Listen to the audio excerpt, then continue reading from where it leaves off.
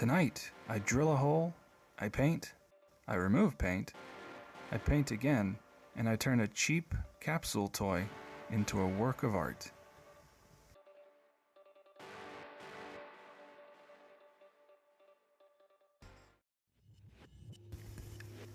Welcome!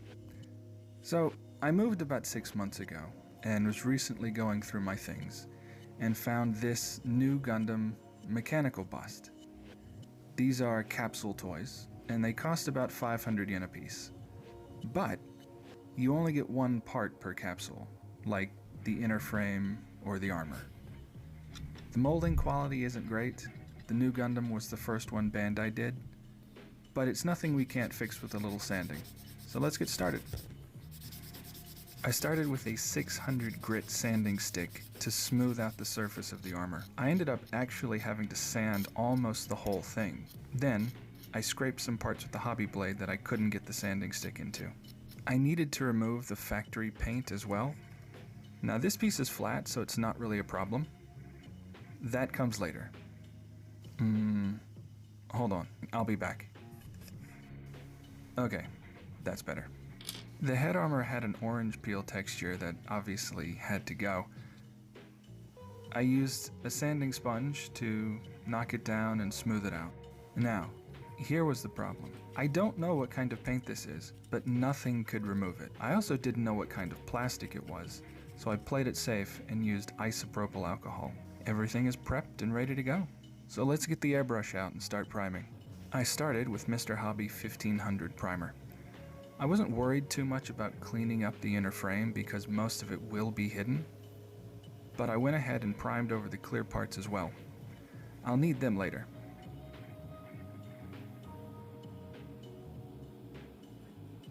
I didn't want to use just straight yellow. I mixed in a little red and got what my color mixer app calls cheese. Cheese. After stripping Bandai's thick, rubbery paint, I gave the V-fin a coat of white primer and applied the cheese. For the outer armor, I just used straight Tamiya flat black. Keep it simple. This is actually the second time I masked and painted this. Now I didn't check the masking job the first time and got huge overspray under the tape. Oops.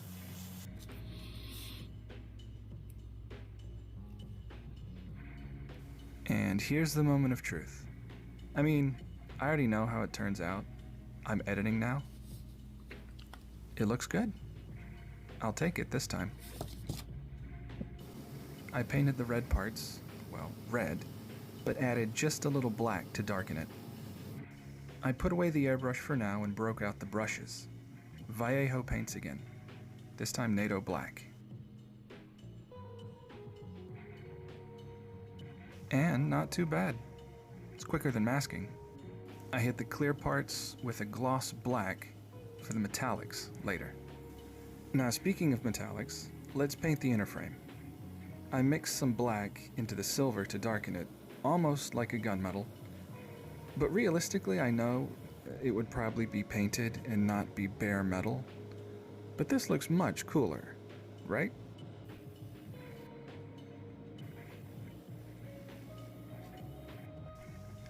Brush paints again, picking out some detail on the frame with Vallejo metallics.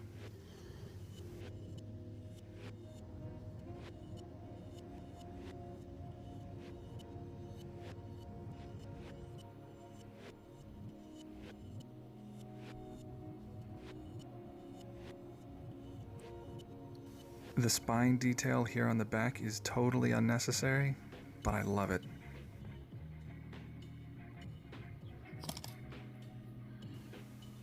Glorious gold. At first I thought about just hand painting these pistons, but it was honestly just easier to mask them and paint them.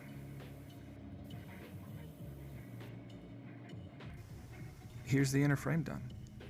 I didn't want to do too much paint-wise, but I did go back and use a metallic black on what looks like the radiator fins on the chest. For the sensors, I painted them chrome silver, then went over them with Tamiya clear green, and after that, a clear gloss coat. I painted the pistons red and then picked out some detail in NATO black.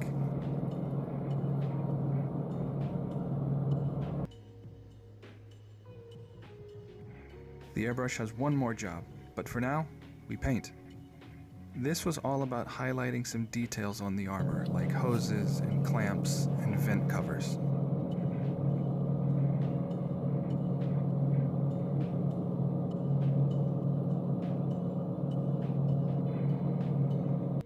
I gloss coated everything and got out the enamel wash. I prefer to make my own for anything other than black so I can tweak the shade to be just right, and in this case, dark gray. After drying for about 30 minutes, I removed the excess with Tamiya enamel thinner. Any more than 30 minutes and the paint becomes really difficult to wipe off, so be careful. After applying the matte coat, I started the metallics. There was this sensor here on the chest that I thought would look really good in red. And it does.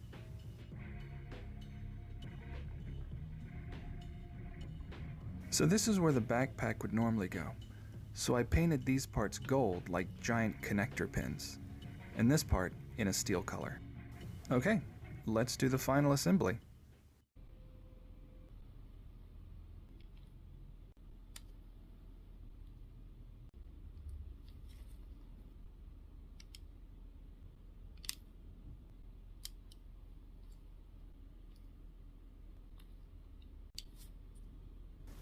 And it's good to go.